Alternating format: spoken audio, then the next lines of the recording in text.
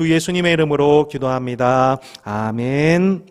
우리 함께 하나님 말씀 레위기 19장 우리 2절의 말씀을 봉독하겠습니다. 레위기 19장 2절의 말씀입니다. 레위기 19장 2절의 말씀 한 절 봉독하고 오늘 함께 성경 연구하도록 하겠습니다. 같이 함께 한 절 말씀 읽겠습니다. 레위기 19장 2절 175페이지 구약성경입니다. 같이 읽겠습니다. 너는 이스라엘 자손의 온 회중에게 말하여 이르라. 너희는 거룩하라. 이는 나 여호와 너의 하나님이 거룩함이니라. 아멘. 너희는 거룩하라. 이는 나 여호와 너의 하나님이 거룩함이니라. 아멘. 자, 여러분 우리 다시 한번 우리 수요 복음 맛집 이 통해서 하나님의 선하심을 맛보아 아는 여러분 되시기를 축복합니다. 우리 레위기를 이제 들어가는데요. 좀 복습이 좀 필요하겠습니다. 복습하기 전에 제가 한 가지 질문을 드리도록 하겠습니다. 자, 질문하는 대답은 오늘 이렇게 어렵지 않은 대답이니까 한번 대답해 보세요. 여러분, 우리 그 유대인 부모님들께서 우리 자녀들에게 가장 먼저 가르치고 읽고 암송하게 했던 성경의 책이 무엇일까요? 네, 모세오경 중에서 어떤 책이었을까요? 정답입니다. 어떻게 하셨어요? 네, 질문은 늘 답에 나와 이렇게 오늘 주제와 관련되어 있지요? 네, 어렵지 않은 질문입니다. 유대인 부모들은 가장 먼저, 가장 많이 읽게 하고 가장 암송하는 데에 집중시켰던 말씀이 여러분 뭐라고요? 레위기입니다. 우린 생각해 보면은 우리 가장 많은 하나님의 율법이 담겨져 있는 말씀이 출애굽기나 신명기라고 생각을 하지만 전체 그 613개의 율법 계명 중에서 40%에 해당되어지는 말씀이 여러분 어디 나와 있냐면 어딜까요? 자, 여러분, 이해가 안 돼도 뭐라고 하면 돼요? 오늘 주제가 뭐예요? 레위기. 예. 그래서 613개의 율법 중에서 40%가 어디 있어요? 레위기에 있어요. 그래서 이 유대인 부모님들은 자녀들에게가 가장 많이 읽히고 가장 먼저 읽게 하고 가장 많이 하나님 말씀을 암송하게 했던 말씀이 뭐냐면 레위기입니다.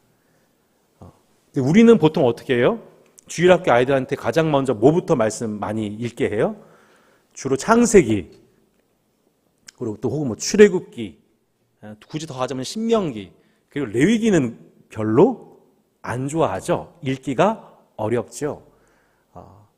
근데 여러분 사실은요, 구약 성경과 또한 신약 전체에 포함되는 66권 성경 전체의 배경이 되는 책이 뭐냐면 레위기입니다. 예. 여러분 제가 말씀드렸죠. 모세오경의 핵심이 뭐라고 말씀드렸어요? 자, 여러분 눈치껏 대답해 보세요. 뭐라고요? 창출, 레, 민, 신, 모세오경의 중심이 뭐예요? 레위기예요. 예. 창출, 레, 민, 신 이 5권의 모세오경 중에 가장 중앙에 배열되어 있는 책. 그래서 모세오경의 심장, 그리고 나머지 구약 성경 전체 38권을 이해하는 배경이 되는 책이 뭐냐면 레위기예요. 더 나아가서 복음서에서 예수님이 나병 환자를 만날 때이든지 또 각색병자를 만날 때든지 하실 때 그 예수님의 모든 말씀과 언행의 배경이 되고 있는 것을 설명한 책이 뭐냐면 레위기입니다. 그래서 엄밀히 말하면 레위기를 이해하지 못하면 예수님의 언행을 이해할 수가 없습니다. 레위기를 이해하지 않고 구약 나머지 38권의 말씀을 온전히 해석할 수가 없어요. 문제는 뭐냐면 레위기가 우리 입장에서 알아듣기 어려운 용어가 많다는 것이 우리에게 참 어려운 부분입니다. 저는 가끔은 아니지만 처가에 내려가서 처가에 있는 우리 임은영 사모의 집안, 임간애를 일컫는 그 집안과 있을 때에 묘한 이방인됨을 느낍니다. 왜냐하면 그 농경 문화 속에서 자라면서 스스로 형성되어 있는 여러 농경 문화의 언어들을 제가 들으면 이해가 될까 안 될까요? 이해가 안 돼요. 그들끼리 빵빵빵 터지고 있을 때 저는 전혀 공감이 안 돼요. 예. 그들이 경험했던 뭐 수제식 화장실의 뭐 추억이라든지 뭐 그런 얘기들 하면은 저는 40년 동안 도시 생활했던 남자로서 아무런 공감이 안 됩니다.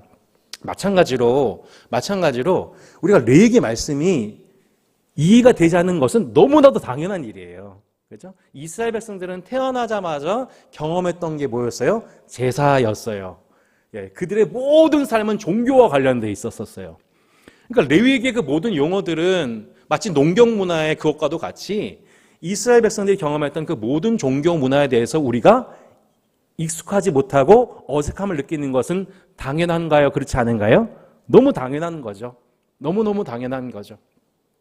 유교 문화를 접하셨던 우리 선배님들과 현재 제사라든지 그런 문화들에서 덜 익숙해진 현 세대와의 차이는 어마어마한 것처럼 레위기 말씀 또한 대부분 다 제사, 또 예배, 절기, 종교적 용어들이 많기 때문에 저희가 어색함을 느끼는 것은 너무나도 당연한 것입니다. 그래서 레위기를 볼 때에 우리가 섣부르게 절망하고 읽기를 공부하기를 포기하는 방식이 아니라 레위기는 우리 입장에서 어려울 수밖에 없다. 당연한 거다. 하지만 우리가 믿는 기독교를 우리가 이해하기 위해서 레위기 말씀은 전체 심장과도 같은 말씀이기 때문에 어렵지만 이것을 차곡차곡 용어를 정리해가면서 이해하게 되면 우리는 구약 전체와 신약계까지 이 말씀을 제대로 이해할 수 있습니다. 그래서 용어 하나하나를 정리해가는 작업들이 레위기 말씀과 성경 전체를 이해하는 데 있어서 매우 중요한 선결 과제가 되는 것이죠. 그래서 저희가 레위기를 2차례에 걸쳐서 공부를 합니다. 첫 번째 공부의 과정을 지난 3주 전에 가졌었고요. 오늘 3주 만에 다시 갖게 됩니다. 자, 여러분, 레위기의 첫 번째 레시피가 무엇인지 혹시 여러분 기억나세요? 레위기의 첫 번째 레시피. 자, 네, 제사입니다. 네. 레위기의 첫 번째 레시피 제사였습니다. 그래서 레위기 1장부터 저번 주의 내용, 3주 전의 내용이 1장부터 10장, 특별히 1장부터 7장에 있는 5가지 제사에 대해서 저희가 배웠었어요. 기억나시는지요? 자, 5가지 제사. 자, 하나님께서 왜 5가지 방식의 제사를 알려주셨을까? 그 5가지 제사의 목적은 무엇이냐면, 따라 볼까요? 하나님께로 나아감. 네, 그렇습니다. 여러분, 인간이 죄를 가지고 있으면 거룩하신 하나님께 나아갈 수 있나요, 없나요?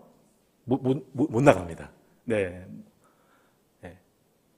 우리가 하나님을 직접적으로 거룩하신 하나님과 맞닥뜨릴 수가 없어요. 교제할 수가 없지요. 왜요? 죄가 있으니까. 거룩하신 하나님 앞에 감히 나았다가 인간은 그 거룩하신 하나님을 감당하지 못하고 죽게 됩니다. 그래서 반드시 하나님께 나아갈 때는 네, 역시 이완 집사님, 네, 정말 귀한 열매이십니다. 벌써 예수님 얘기가 나오셨습니다. 예수님이 필요하죠. 그 예수님을 상징하는, 예수님이 오시기 전에 예수님을 모형하고 있는 게 뭐예요? 5가지 제사예요. 그죠? 말씀 잘 해주셨습니다. 예수님이 어떠한 우리의 중재적인 역할을 하실지 보여주는 그 5가지 구약의 제사가 뭐냐면, 바로 첫 번째가 무엇입니까? 번제입니다. 번제물 전체를 불태우는 제사. 두 번째가 무엇입니까? 소제입니다. 고운 가루로 드리는 제사. 세 번째가 무엇입니까? 화목제입니다. 자, 화목제, 식사 교제하면서 친목을 도모하는 제사입니다. 네 번째가 무엇입니까? 속죄제입니다. 자, 죄로 오염된 것을 정결케 하는 제사입니다. 5번째가 무엇입니까? 속건제입니다.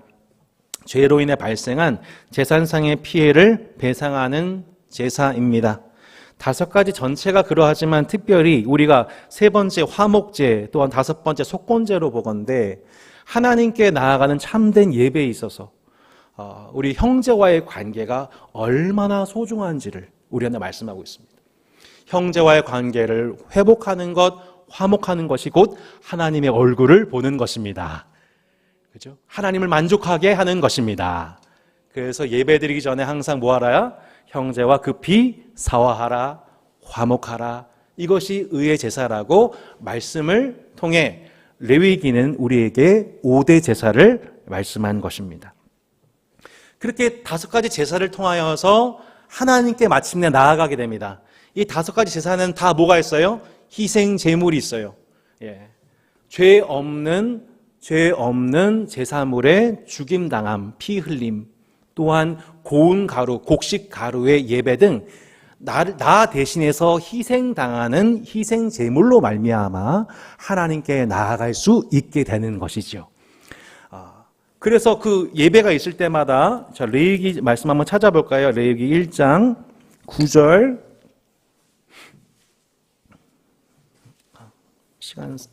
시간은 많지 않지만 그래도 너무 중요하기 때문에 보겠습니다.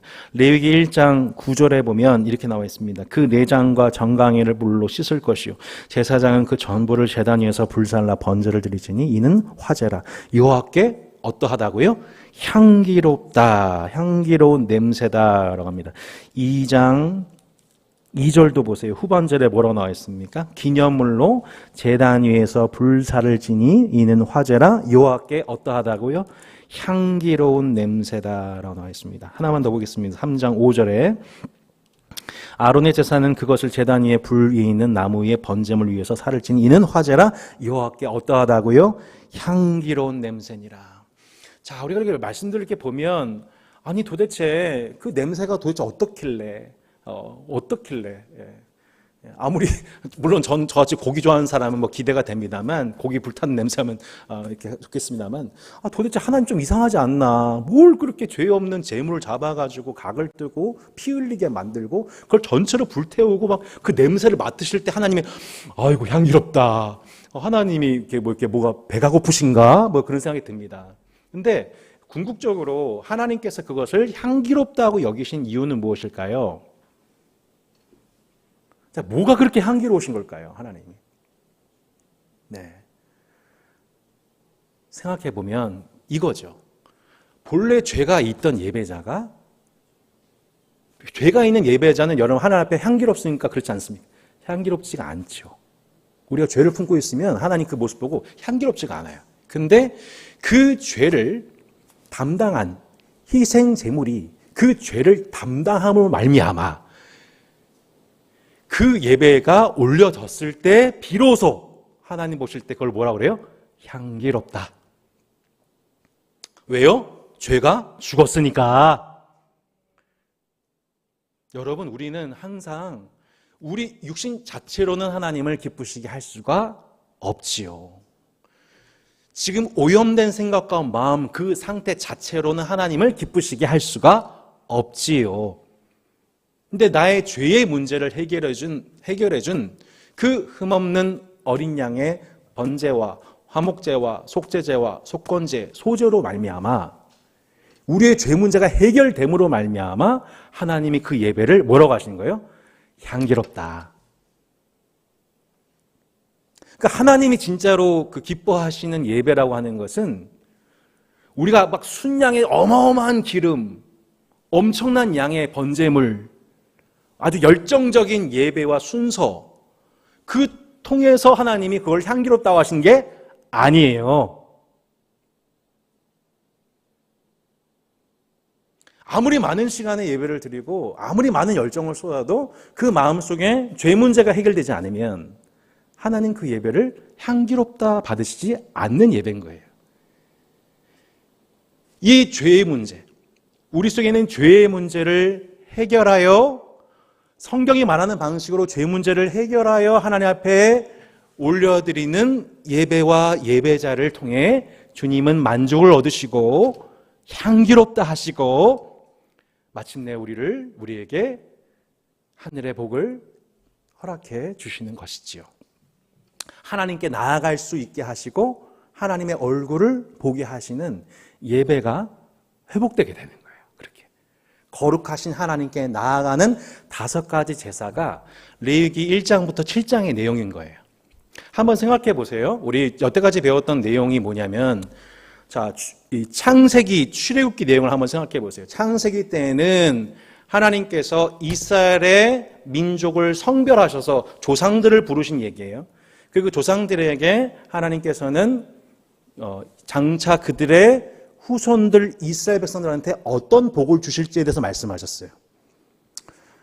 애굽에서 400년 동안 종살이하던 이스라엘 백성들에게 그들을 구원하시면서 하나님은 그들을 축복하셨어요. 너희들은 제사장 나라가 될 거다. 너희들은 거룩한 백성이 될 것이다. 이게 출애굽기 19장에서 하나님이 애굽에서 이스라엘 백성들을 부르실 때에 말씀하신 두 가지 축복의 내용이었어요. 첫 번째 뭐라고요? 제사장 나라. 뭐라고요, 여러분? 제사장 나라. 두 번째가 뭐예요? 거룩한 백성. 제사장 나라, 거룩한 백성의 비전을 주셨어요. 그러면 어떻게 하면 제사장 나라가 될 수 있는지, 어떻게 하는 것이 거룩한 백성의 삶인지를 주님이 가르쳐 주셔야 되잖아요. 그게 레위기예요. 레위기 1장부터 10장의 내용이 제사에 관한 내용이에요. 이해가 되시죠? 제사를 인도하는 제사장의 규례에 관한 내용이에요. 1장부터 7장이 5가지 제사이고 8, 9, 10장이 뭐냐면 제사를 인도하는 제사장이 어떻게 성결해야 되는지를 말씀하고 있어요. 이게 레위기 1장부터 10장, 이게 뭐예요? 제사장 나라. 어떻게 하면 제사장 나라가 되는지를 보여주는 말씀이라면, 레위기 11장부터 27장까지는 이게 뭐냐면 거룩한 백성. 따라해 볼까요? 거룩한 백성. 예, 거룩한 백성. 어떻게 하는 것이 거룩한 건지. 아까 레위기 19장 2절 말씀에서 하나님이 이스라엘한테 뭐라고 말씀하셨냐면, 내가 거룩하니 너희도 거룩하라. 한번 따라해 볼까요? 내가 거룩하니 너희도 거룩하라. 예. 하나님께서는 단순히 애굽에서 이스라엘 백성들을 구원하셨을 뿐만 아니라 궁극적으로 그들을 두 가지 존재로 부르셨던 거예요. 제사장 나라, 거룩한 백성. 이게 우리를 구원하신 목적이라는 거예요. 애굽에서 종살이하던 이스라엘을 구원하셨을 때에 그 종살이하던 모습이 불쌍해서 구원하신 것도 맞지만, 구원하셨을 뿐만 아니라 그들을 마침내 새로운 존재로서, 그리스도 예수 안에서 새로운 피조물로서 축복하신 그 두 가지 목적이 뭐냐면, 하나는 제사장 나라가 되어서 온 열방의 세속 국가들을 복되게 하고 이들을 축복하고, 하나님과 열방 사이에서 이들을 축복하고 이들의 죄를 위해서 기도하고 의의 열매를 맺게 하는 제사장, 그 제사장 나라로서 이스라엘을 성별하셨고, 두 번째는 뭐예요? 거룩한 백성. 그냥 일반 세속 백성이 아니라 애굽과 가나안에서 살아가고 있는 풍속대로 살아가지 않고 하나님의 말씀, 하나님의 율법에 순종하여 내가 거룩하니 너희도 거룩하라. 내가 세속과 구별된 존재인 것처럼 나도 너희를 그렇게 세속과 구별된 존재로 너희를 불렀다 라고 말씀하시는 거룩한 백성 삼기 위해서 주님이 주신 말씀이 레위기 11장부터 27장 내용인 거예요. 정리가 되시나요? 레위기는 그렇게 총 27장으로 되어 있는데 1장부터 10장까지는 무엇을 위해서요? 제사장 나라. 11장부터 27장은 뭐예요? 거룩한 백성 삼으시기 위해서 주신 교훈과도 같은 책이 레위기라고 볼 수가 있는 거예요. 자, 그렇게 해서 내가 거룩하니 너희도 거룩하라고 하시는 그 말씀을 이루기 위해서 주님은 먼저 5가지 제사 방식을 통해 거룩하지 않은 이스라엘이 거룩한 하나님께 나아가는 예배를 가르쳐 주셨어요. 예. 그죠? 예. 우리가 이 예배를 통하여서 거룩하지 않은 이스라엘이 거룩한 하나님께 나아가는 법, 이게 5대 제사예요. 근데 여기서 끝나는 게 아니에요.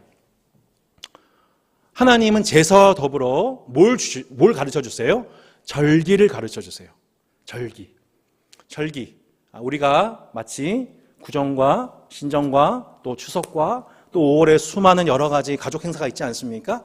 이것들을 기억하고 기념함으로 사회의 온 구성원, 특별히 가족과 더불어서 화목과 연합을 지향하는 것처럼 하나님은 이스라엘에게 1년 365일에 걸친 전체 절기를 주셔서 각 절기를 통해 하나님과 동행하도록 1년 365일 하나님을 잊어버리지 않고 동행하도록 주신 두 번째 축복이 뭐냐면 바로 절기였던 거예요. 그래서 레위기는 뭐와 뭐의 책이라고 볼 수 있는 거예요?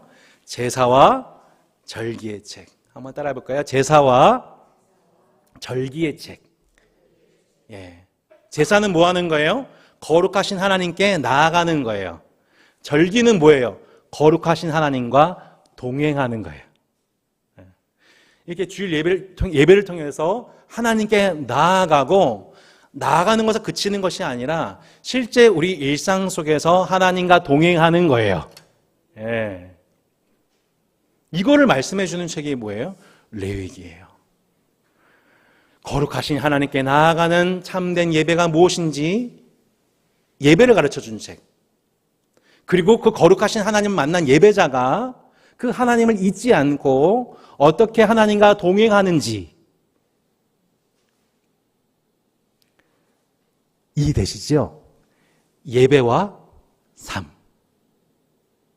참된 예배와 예배에 합당한 삶. 다시요. 참된 예배와 예배에 합당한 삶. 이 두 가지를 통해 내가 거룩하니 너희도 거룩하라 하신 하나님의 뜻이 이루어지도록 주신 책.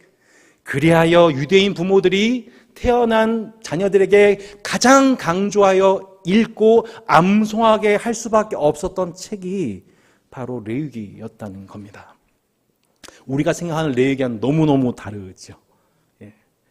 여러분, 그래서 저도 이 레위기를 어젯밤까지 계속 연구하면서 저도 비로소 이 결론에 이르렀어요. 성경에서, 구약에서 가장 중요한 책은 레위기다. 레위기를 우리가 이해하지 않고 우리가 참으로 참된 예배와 참된 예배에 합당한 삶을 살 수는 없다. 그래서 하나 결단하게 된 게 있는데, 빠른 시일 내에 좀 제가 더 연구를 해서 레위기를 강해야겠다. 레위기 강의를 준비해야겠다. 아마 내년도가 좀 기대가 되는데요. 레위기 말씀을 차곡차곡 준비해서 이 말씀을 강해했다는 생각을 하게 되었습니다. 자, 그렇게 1장부터 10장은 5가지 제사와 그 제사를 집행하는 제사장이 어떻게 스스로를 정결케 해야 되는지에 대한 말씀이에요. 레위기 한번 10장 보실래요? 레위기 10장. 레위기 10장 1절로 2절에 보시면, 아론의 아들 나답과 아비후가 각기 향로를 가져다가 여호와께서 명령하시지 아니하신 다른 불을 담아 여호와 앞에 분향하였더니 불이 여호와 앞에서 나와 그들을 삼키매 그들이 여호와 앞에서 죽은지라. 자, 레위기 1장부터 10장의 내용이 뭐라고 그랬어요? 제사에 관한 내용을 했잖아요. 하나님이 참된 제사의 방법을 알려주셨는데 그 방식대로 안 하고 자기 멋대로 예배를 드렸어요. 하나님이 말씀하지 않은 다른 불을 가져다가 예배를 드렸어요. 그랬더니 제사장이 어떻게 돼요? 나답과 아비후가 죽어요. 하나님이 말씀하신 제사의 방식이 아닌 스스로 예배를 조작하고 예배 분위기를 연출하고 하나님 말씀대로 순종하지 않은 제사와 그 제사장의 예배 인도는 망하게 되는 거예요. 그러니까 레위기가 이거를 엄숙하게 우리가 경고하고 있는 거죠. 그러니까 우리도 마찬가지로 하나님이 말씀하시는 방식으로 예배하는 법을 배우지 않고 자기 마음대로 임의대로 감동받고 임의대로 막 말씀을 이렇게 임의대로 해석하고 적용하고 되게 위험한 거예요. 되게 위험한 거예요. 레위기 10장을 통해서는 그렇게 참되지 않은, 하나님은 1장부터 10장을 통해서 참된 예배 방식을 말씀하신 것 더불어 참된 예배를 회복하지 않은 방식의 예배를 어떻게 거부하신지를 하나님의 영광을 나타내신 거죠. 자, 레위기 이제 11장부터 15장의 내용을 이렇게 잠깐 생각해 보면, 이제 레위기 11장부터 27장은 아까 말씀드린 대로 거룩하신 하나님과 동행하는 법에 대해서 말씀하고 있어요. 자, 거룩하신 하나님과 동행이 어디서 출발되느냐? 분별에서 시작돼요. 분별. 자, 11장부터 15장의 내용이 하나하나 살펴보시면, 자, 계속 이런 내용이에요. 이게 나중에 이제 그 복음서에 보면 예수님이 이 기준에 따라서 이렇게 구약의 레위기 말씀을 적용하셨다가 그 레위기 말씀을 폐위하시면서 새로운 법을 세우시는 과정이 이제 복음서에 나타나거든요. 11장의 내용이 뭐냐면 정한 짐승과 부정한 짐승이에요. 예. 그러니까 음식 중에서 먹어도 되는 것과 먹지 않는 것을 주님이 정한 것과 부정한 것으로 이렇게 말씀하시죠. 어떤 목사님이 되게 재밌게 설명하셨는데 자기는 레위기 11장 안 본대요. 아니 대부분 다 자기가 좋아하는 음식은 다 부정한 쪽에 속한다 그래가지고 뭐 장어나 돼지나 막 이런 거 있잖아요. 신약 성도가 얼마나 감사한지 모르겠어요. 저는 먹어도 됩니다만 이 11장을 통하여서 그들은 음식도 그 음식물을 보자마자 다 먹을 수 있는 게 아니라 이건 하나님이 먹지 말랬어. 이거는 부정한 거랬어. 라고 계속 분별하는 것을 훈련하도록 하셨어요. 12장은 무엇입니까? 12장은 해산한 여인의 정결 규정입니다. 해산한 여인의 정결 규정. 13장은 무엇입니까? 피부병이 생겼을 때에 이것을 어떻게 부정한 자가 이 피부병 말면 부정한 자가 어떻게 정결케 될 수 있는지, 회중에 복귀할 수 있는지에 관한 규정, 또 14장은 나병에 관한 규정, 또 15장은 유출병에 관한 규정이에요.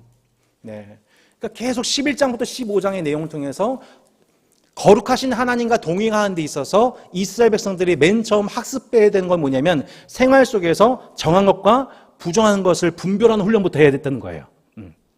우리 자녀들이 태어나면 뗐지 이거 만지면 안 돼. 가스레인지 만지지 마. 선풍기에 손 놓지 마.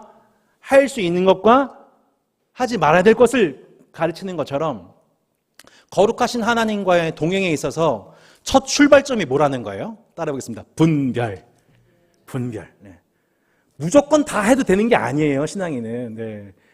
주님 보시기에 정한 것과 부정한 것이 있어요. 사도 바울이 얘기하잖아요. 내가 모든 것이 자유하나, 모든 것이 내게 가하나 유익하지가 않다. 그죠? 모든 것이 가하나 내게 유익하지 않다. 그래서 우리는 자유보다 더 중요한 게 유익이잖아요. 나 자신과 형제에 유익하지 않다면 내 자유를 절제하는 게 아름답다고 얘기하는 거잖아요. 그런 것처럼 성경은 우리에게 특별히 거룩하신 하나님과 동행하는 데서 성도들이 가장 먼저 연습되어야 될 게 뭐냐면 이것이 주님 보시기에 정한 것인지 부정한 것인지, 모든 것은 내게 가하지만 유익하지 않은 것이 있을 수 있다는 것에 대한 분별력, 이게 이제 11장부터 15장에 나온 내용인 것이죠. 그리고 16장이 뭐냐면 16장이 레위기에서 레위기의 가장 산 꼭대기에 해당되는, 산 꼭지에 해당되어지는 속죄일에 관한 말씀입니다. 이건 나중에 제가 더 첨언 드릴게요. 그리고 17장부터 27장은 거룩하신 하나님과 동행하는 데 필요한 여러 교훈들에 관한 말씀들이 이제 17장부터 이제 27장까지 쭉 이어지게 되는 것이죠. 자, 여러분, 거룩하신 하나님과 동행하는 데 있어서 몇 가지 주님은 우리에게 말씀하셨습니다. 첫 번째는 17장에서 보시면 17장 우리 짧게 한번 보겠습니다. 17장 10절, 11절 이렇게 나와 있는데요. 이스라엘 집 사람이나 그들 중에 거류하는 거류민 중에 무슨 피든지 먹는 자가 있으면 내가 그 피를 먹는 그 사람에게는 내 얼굴을 대하여 그를 백성 중에서 끊으리니 육체의 생명은 피에 있음이라. 내가 이 피를 너에게 주어 제단에 뿌려 너의 생명을 위하여 속죄하게 하였나니 생명이 피에 있으므로 피가 죄를 속하느니라. 창세기 9장 4절에 보면은 하나님께서 노아와 더불어 새롭게 언약을 맺으시면서 그때 이 피에 관한 규정을 말씀하십니다. 그러니까 그러나 고기를 그 생명되는 피채 먹지 말 것이니라는 말씀하시죠. 그래서 육체의 생명이 피이기 때문에 피째 그것을 먹는 것은 생명에 대한 경시함이다 라는 경고 차원에서 당시에 횡행하고 있던 피째 음식을 먹는 관습을 경계하시는 것을 보게 됩니다. 이게 첫 번째, 거룩하신 하나님과 동행하기 위해서 인간과 동물의 생명을 경시하는, 이웃의 생명을 경시하는 삶에 대한 경계. 그래서 하나님께서 미워하시는 것 중에 하나가 뭐냐면 이웃 중에 무죄한 자의 피를 흘리는 죄. 다윗이 우리아의 무죄한 바세바의 남편인 우리아, 무죄한 자, 의로운 자의 피를 흘리지 않습니까? 이 생명의 피를 흘리는 죄에 대해서 엄격하게 경고하시고 있는 것을 보게 됩니다. 두 번째는 뭐냐면 세상의 가증한 풍속을 따르지 말라고 말씀합니다. 자, 18장 3절 한번 보시겠습니다. 18장 3절에 보시면 너희가 거주하던 애굽 땅의 풍속을 따르지 말며, 같이 한번 읽어볼까요? 내가 너희를 인도할 가나안 땅의 풍속과 규례도 행하지 말고 너희는 내 법도를 따르며 내 규례를 지켜 그대로 행하라. 나는 너희 하나님 여호와니라. 자, 거룩하신 하나님과 동행하기 위해서 계속해서 하나님은 우리에게 뭘 말씀하세요? 분별을 요구하십니다. 분별. 그죠? 정한 것과 부정한 것의 분별. 세상 풍속의 분별. 이스라엘 백성들이 400년 동안 살아왔던 애굽에서의 풍속을 따르지 말 것과 더불어 이제 장차 이스라엘 백성들이 40년 뒤에 들어가게 될 그 가나안 땅의 풍속을 따르지 말아라 라고 미리 경고하세요. 도대체 가나안 땅에서 이루어지고 있던 풍속들이 어땠길래 하나님께서 이것을 경고하셨는가? 그 내용이 이제 레위기 18장에 나와요. 네, 참 끔찍한 내용들입니다. 6절부터 19절을 이렇게 보시면 각 사람은 자기의 살붙이를 가까이하여 그의 하체를 범하지 말라. 나는 여호와이니라. 내 어머니 하체는 곧 내 아버지 하체이니 너는 범하지 말라. 그는 내 어머니인즉 너는 그의 하체를 범하지 말지니라. 네, 참 끔찍한 얘기들이 쭉 나옵니다. 이제 19절까지 보시면, 우리 그 19절까지 보시면 당시 가나안 땅에서 이루어지고 있던 부도덕한 성풍속에 대해서 말씀합니다. 당시 이들이 성적인 분별력이 얼마나 약해졌는지, 그들이 자신의 성적 대상인 하나님께서 주신 배우자가 아닌 가족, 친척, 심지어는 동성, 심지어는 수간, 짐승, 닥치는 대로 자신의 이웃이나 가족이나 할 것 없이 자신의 탐욕, 자신의 성적인 탐욕, 이 탐욕을 채우기 위한 도구로 활용하는 문화, 이게 가나안이었던 거예요. 이 풍속 따라가지 말아라. 너희가 장차 들어갈 땅에서 이들 불쌍히 여기지도 말고 다 쫓아내라.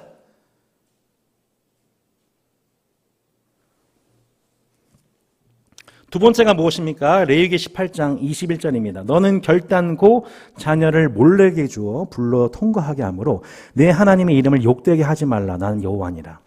당시 가나안 땅에서 행해지고 있던 우상 숭배 대표적인 게 뭐냐면 몰렉 숭배였습니다. 몰렉 숭배가 뭐냐면 당시 여러분 지금이야 우리가 출산율이 떨어져서 1명, 2명 키우기도 쉽지가 않지만 당시 문화상 막 각자 집마다 8명, 10명 이렇게 자녀들이 이렇게 있으면 자신들이 복받기 위해서 그 중에 한 자녀를 택해가지고 몰래 이게 산채로 바치는 겁니다. 인신제사를 드리는 거예요. 그러면 그 복이 나머지 가족과 나머지 9 자녀들한테 임한다고 믿은 거죠. 그 자녀는 아마도 자기가 미운 자녀? 좀 몸이 약한 자녀였겠죠? 이런 식으로 몰래게 바치면 그 신이 자신에게 복을 줄 거라고 믿었던 믿음의 신앙이 뭐냐면 몰렉 숭배였던 거예요. 그게 가나안 땅에서 버젓이 일어나고 있었던, 아무런 죄책감 없이, 아무런 제재 없이 일어나고 있던 세속 문화였으니 하나님은 그것을 아시고 가나안 땅에서 행해지고 있는 성적인 문란함과 우상 숭배의 이 풍속을 따르지 말 것에 대해서 주님은 경고하셨던 것이죠. 자, 이스라엘 백성들이, 자, 우리 24절로 30절 한번 읽어보실까요? 24절로 30절. 너희는 이 모든 일로 스스로 더럽히지 말라. 내가 너희 앞에서 쫓아낸 족속들이 이 모든 일로 말미암아 더러워졌고 그 땅도 더러워졌으므로 내가 그 악으로 말미암아 벌하고 그 땅도 스스로 그 주민을 토하여 내니라. 그러므로 너희 곧 너희의 동족이나 혹은 너희 중에 거류하는 거류민이나 내 규례와 내 법도를 지키고 이런 가증한 일에 하나라도 행하지 말라. 너희 전에 있던 그 땅 주민이 이 모든 가증한 일을 행하였고 그 땅도 더러워졌느니라. 너희도 더럽히면 그 땅이 너희가 있기 전 주민을 토함같이 너희를 토할까 하노라. 이 가증한 모든 일을 행한 자는 그 백성 중에서 끊어지리라. 그러므로 너희는 내 명령을 지키고 너희가 들어가기 전에 행하던 가증한 풍속을 하나라도 따름으로 스스로 더럽히지 말라. 나는 너희 하나님 여호와니라. 자, 가나안에 있던 주민들이 왜 쫓겨나가게 돼요? 가증한 일들 때문에. 가나안의 7 족속에 결국 이스라엘 백성들이 들어갈 때 다 쫓겨나게 돼요. 그 땅이 그 가증한 일로만 토해냈다고 하는 거죠. 그리고 너희는 이런 가증한 풍속 따라가지 마. 너희는 나와 동행하는 거룩한 백성이야. 분별력 있게 행동해. 근데 여러분 이스라엘 백성들이 가나안 땅 들어가서 어떻게 해야 되나요? 똑같이 행해요. 세속의 가증한 풍속을 똑같이 행해요. 몰렉 우상 숭배에 똑같이 행해요. 나중에 보면. 이스라엘이 가장 영적으로 타락했었을 때에 몰렉 숭배하고 있는 것을 보게 됩니다. 하나님이 미워하시는 가증한 성적인 타락이 똑같이 오게 된 것을 보게 됩니다. 어떻게 돼요? 그 땅이 토해내요. 이스라엘을. 여러분 거룩하신 하나님과 동행하는 데 있어서 사도 바울이 뭐라고 얘기했어요? 그러므로 내가 하나님의 모든 자비하심으로 너희를 권하노니 너희 몸을 하나님이 기뻐하시는 거룩한 산 제사로 드리라. 이는 너희의 드릴 영적 예배니라. 너희는 이 세대를 뭐하지 말고 본받지 말고 오직 마음을 새롭게 함으로 변화를 받아 하나님의 선하시고 기뻐하시고 온전하신 뜻이 무엇인지 뭐하도록 하라? 분별하도록 하라. 분별하도록 하라. 이는 너희가 드릴 영적 예배니라. 예배는 뭐예요? 분별이에요. 분별. 내 열심이 아니라고요. 분별된 열심이에요. 분별된 열심. 하나님도 열렬히 사랑하고 바알도 열렬히 사랑하는 건 분별된 열심이 아니지요. 하나님이 결단코 기뻐하지 않으세요. 하나님만 사랑하기 원하시죠. 분별되기를 바라시는 거예요. 이 세대를 본받지 말고 마음을 새롭게 함으로 변화를 받아. 이거는 거꾸로 얘기하면 우리는 이 세대 속에 살다 보면 우리도 모르게 똑같이 풍속 따라가요, 안 따라가요? 따라가요, 똑같이. 예. 성경 안 보고요. 성경 공부 안 하고요. 옆에 있는 형제자매 말 듣지 않고요. 목회자의 말 안 듣고요. 가만히 둬 보세요. 어디로 가나? 세상 다 따라가죠. 결혼의 목적은 행복일 뿐이야. 근데 내 배우자가 나를 행복하게 해주지 못해. 내 배우자한테 모든 탓을 돌리게 되는 거예요. 성경이 그렇게 가르치나요? 아니잖아요.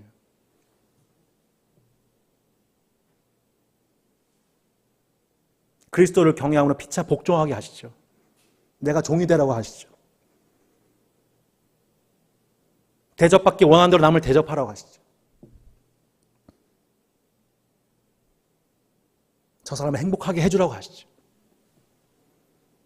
우리가 살다 보면 이 세상의 풍속이 그대로 우리 안에 들어와서 우리의 마음과 생각을 지배하고 세속의 사람들과 똑같은 생각 속에 살아가게 만드는 겁니다. 거룩하신 하나님과 동행하는 데 있어서 주님은 우리에게 뭘 말씀하십니까? 사람의 생명을 경시하면 안 된다. 두 번째, 세상 풍속 그대로 따라가면 안 된다. 경고하시는 거예요. 그래서 야고보 사도도 이렇게 얘기한 거예요. 하나님 아버지 앞에서 정결하고 더러움이 없는 경건은 곧 고아와 과부를 그 환난 중에 돌보고 또 자기를 지켜 세속에 물들지 아니하는 그것이니라. 그 사람이 진짜 경건한 사람인지 아닌지 뭘 보면 알 수 있나요? 여러분 오해하지 마십시오. 제가 앞에서 아무리 백날 성경 공부 잘 가르치고 설교를 한다 하더라도 제가 세속에 물들어 있으면 꽝입니다. 꽝이에요. 말짱 꽝이야. 내가 거룩하니 너희도 거룩하라. 세속에 물들지 말고 세대를 본받지 말아라. 주님이 우리 가운데 요구하신 열매는 거룩입니다. 거룩이에요. 거룩. 우리는 행복하기 위하여 인생을 사는 것이 아니고 주님의 거룩하신 것처럼 그 거룩하여짐을 위하여 구원을 받은 존재들입니다. 그리고 그 안에서 진짜 행복을 누리게 되는 거예요. 그게 일반 세속 시민들과의 우리의 결정적 차이예요. 거듭나지 아니한 세속 시민들과 얘기해 보세요. 결국 그분들은 인생의 행복을 위해서 살아가게 될 수밖에 없어요. 그럴 수밖에 없어요. 그들의 하나님이 아니시니까. 세상 풍속이니까. 자기 자신이니까. 자신의 육신을 채우고 욕망을 채우고 남들보다 부러워할 만한 것들로 내 삶을 채워가야 만족이 되는 삶을 살 수밖에 없는 거죠. 그분들에 대해서 말씀한 책이 아니에요. 지금 우리한테 말씀하신 거예요. 구원받은 이스라엘을 향하여 주님이 말씀하신 거예요. 내가 거룩하니 너희도 거룩하라.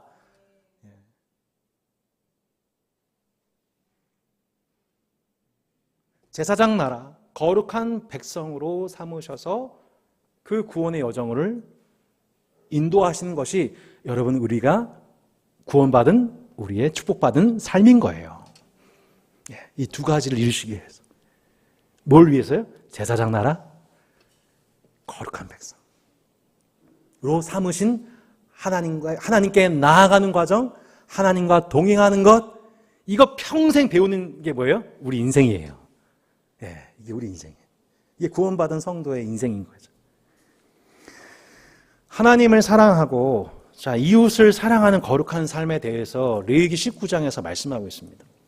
여러분 오늘 집에 가서 레위기 19장을 한번 이렇게 묵상하면서 한 구절 한 구절 이렇게 밑줄 치면서 한번 읽어보십시오. 얼마나 은혜가 되는지 모릅니다. 하나님을 사랑하고 이웃을 사랑하는 거룩한 삶에 대해서 이렇게 말씀하고 있습니다.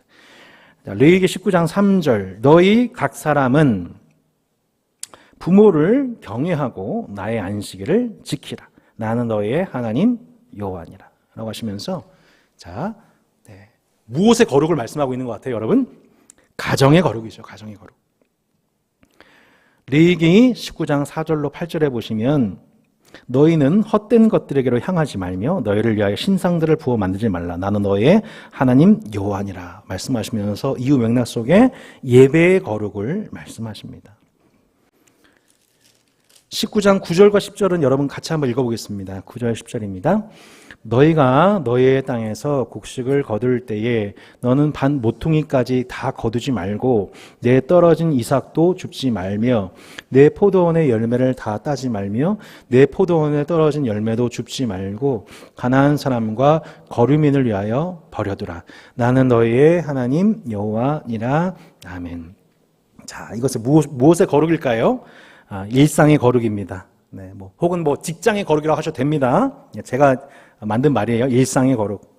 여러분 이 일상의 거룩을 지킨 한 멋있는 남자가 곧 등장하죠. 누굴까요? 바로 보아스라는 남자입니다. 그죠? 흉년의 때에 자신의 베들레헴에 찾아온 우리 남편을 잃은 두 과부 룻과 나오미에 대해서 그들이 마음껏 자신의 밭 모퉁이 남아있는 곡식을 가져갈 수 있도록 가난한 자를 위해서 배려하는 모습을 룻기 통해서 저희가 보게 되죠. 네 번째가 무엇입니까? 19장 11절에 보시면 이렇게 나와 있습니다. 너희는 도둑질을 하지 말며 속이지 말며 서로 거짓말하지 말며 너희는 내 이름으로 거짓 맹세함으로 내 하나님의 이름을 욕되게 하지 말라. 나는 여호와니라. 너는 내 이웃을 억압하지 말며 착취하지 말며 품꾼의 삭슬 아침까지 밤새도록 내게 두지 말며. 이거는 제가 정리한 거니까 다르게 쓰셔도 됩니다만 저는 이걸 언행의 거룩이라고 했습니다. 언행의 거룩. 언행의 거룩이라고 했습니다. 다르게 쓰셔도 됩니다. 19장 14절 너는 귀 먹은 자를 저주하지 말며 맹인 앞에 장애물을 놓지 말고 내 하나님을 경외하라. 나는 여호와니라. 16절로 18절 이렇게 나와 있습니다. 너는 내 백성 중에 돌아다니며 사람을 비방하지 말며 내 이웃의 피를 흘려 이익을 도모하지 말라. 나는 여호와니라. 너는 내 형제를 마음으로 미워하지 말며 내 이웃을 반드시 견책하라. 그러면 내가 그에 대하여 죄를 담당하지 아니하리라. 원수를 갚지 말며 동포를 원망하지 말며 내 이웃 사랑하기를 내 자신같이 사랑하라. 나는 여호와니라. 아멘. 전 이것을 관계의 거룩이라고 했습니다. 관계의 거룩. 19장 15절에 이렇게 나와 있습니다. 너희는 재판할 때에 불의를 행하지 말며 가라앉은 자의 편을 들지 말며 세력 있는 자라고 두둔하지 말고 공의로 사람을 재판할지며. 35절입니다. 너희는 재판할 때나 길이나 무게나 양을 잴 때에 불의를 행하지 말고. 자, 무엇의 거룩일까요? 여러분 한번 정해 보십시오. 뭐라고 정의하시겠습니까? 쉽게 재판의 거룩 이렇게 하셔도 되고요. 사법의 거룩이라고 할 수도 있겠습니다. 레위기 19장 19절에 보시면 이렇게 나옵니다. 너희는 내 규례를 지킬지어다. 내 가축을 다른 종류와 교미시키지 말며 내 밭에 두 종자를 섞어 뿌리지 말며 두 재료로 직조한 옷을 입지 말지며 36절 공평한 저울과 공평한 추와 공평한 에바와 공평한 흰을 사용하라. 나는 너희를 인도하여 애굽 땅에서 나오게 한 너희의 하나님 여호와니라. 전 이것을 경제의 거룩이라고 표현했습니다. 경제의 거룩. 내가 거룩하니 너희도 거룩하라 라고 말씀하신 하나님이 그 거룩을 회복하기 위해서 주신 게 뭐였어요? 5가지 제사였어요. 그죠? 거룩하신 하나님과 접촉을 해야지 우리가 거룩해지잖아요. 그래서 5가지 제사를 주신 거예요. 동시에 하나님은 우리가 그 거룩하신 하나님의 뜻을 분별하여 하나님의 선하시고 기뻐하시고 온전하신 뜻이 무엇인지 분별해야 됩니다. 그 분별하고 삶에 적용하는 그 영역이 뭐예요? 이게 종교 영역이 국한된 게 아니에요. 교회 생활에 국한된 게 아니에요. 그죠? 예배가 어디에 지금 영향 주고 있어요? 삶. 오늘 이곳에서 예배하고 있는 예배가 어디로요? 삶으로. 가족, 교회, 언행, 관계, 원수, 경제, 사법, 개인의 모든 삶과 관련되어져 있는 모든 일상, 모든 사회적 관계. 내가 거룩하니 너희도 거룩하라.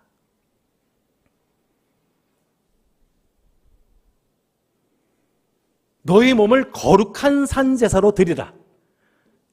너희 몸을 거룩한 산제사로 드리라. 그거는 주일 11시 예배 때만에 적용되는 말씀이 아니라 우리 자체가 뭐라는 거예요? 걸어다니는 예배당이라는 거예요. 예. 거룩한 산제사, living sacrifice, 살아있는 번제. 예. 우리 삶 전체가 살아있는 번제인 겁니다. 그죠? 예. 주일 11시, 수요일 10시, 금요일 8시 반이 아니라 내 삶의 모든 영역 속에서 내가 거룩하니 너희도 거룩하라 라고 삶의 모든 영역에 헌신을 말씀하고 있는 거죠. 제가 몇 번 말씀드렸지만 제가 요즘에 좋아하는 드라마가 있는데 낭만 닥터 김사부. 요즘 3 나왔죠? 네. 예. 저는 가끔씩 1, 2 지금도 막 돌려보게 합니다. 예. 저는 정말 이 김사부의 모습 속에서 거룩이 뭔지를 발견해요. 이게 거룩한 거구나. 여기서 한 명대사가 있어서 제가 여러분과 나누고 싶어요. 의사가 제대로 하고 있는지 알 수 있는 방법은 딱 한 가지 뿐이래요. 뭘 보면 안 돼요? 환자를 통해서. 오로지 그거 하나뿐이에요.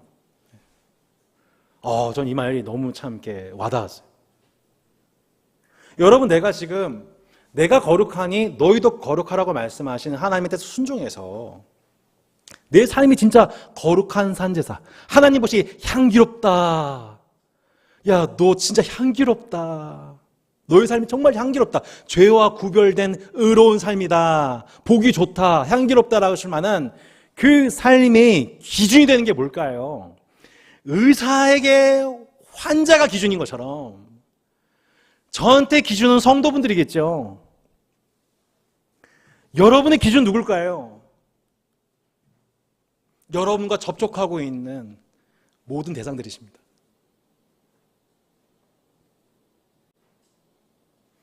내가 지금 거룩한 산제물로 하나님께 내 삶을 드려서 그것이 하나님 보시기에 향기롭다고 받으실 만한 예배가 되고 있는지 아닌지는 뭘 보면 안다고요? 내가 대하고 있는 대상들 보면 알아요. 이것에 우리가 객관적으로 아멘해야 돼요. 객관적으로. 내가 진짜 내 삶이 정말 그러한지, 내가 대하고 있는 그들이 나의 영향력으로 말미암아 거룩함을 덧입고 있는지, 죄와 구별되어지고 있는지, 죄와 싸우고 있는지, 의의 열매가 맺혀지고 있는지, 하나님의 공의와 사랑이 입맞추고 있는지,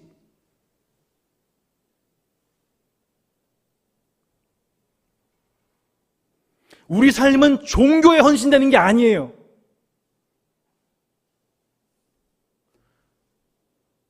우리 몸을 거룩한 산제물로 드리는 것입니다.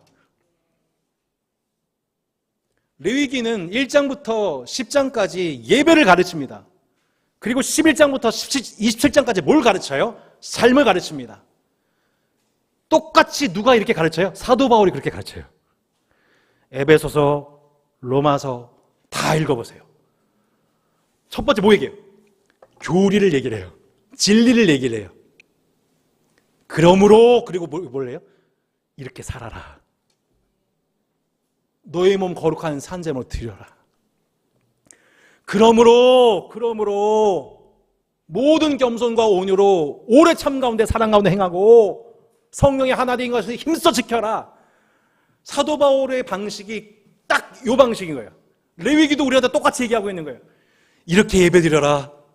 이렇게 예배해야 그래야 하나님께 향기로운 예배가 되는 거야. 더 나아가서 너의 삶을 이렇게 도와드려야 돼. 예배와 삶은 절대로 따로국밥이 아니라는 것.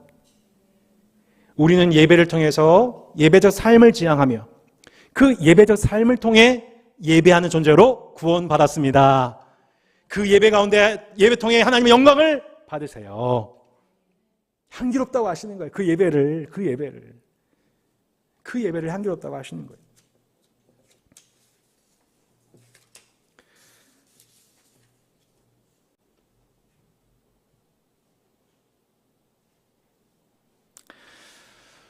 시간이 오늘 이렇게 갔군요. 레위기 한 번 더 해야 되겠습니다. 그죠? 예. 다음 주에 레위기 나머지 절기에 관한 부분 조금 더 보충하는 시간 갖고 오늘은 수요 복음 맛집 오랜만에 모였으니까 예. 여러분 하나님의 선하심을 맛보셨습니까? 예. 끝내는 뜻이죠? 말씀 생각하면서 함께 좀 기도했으면 좋겠습니다. 이런 말씀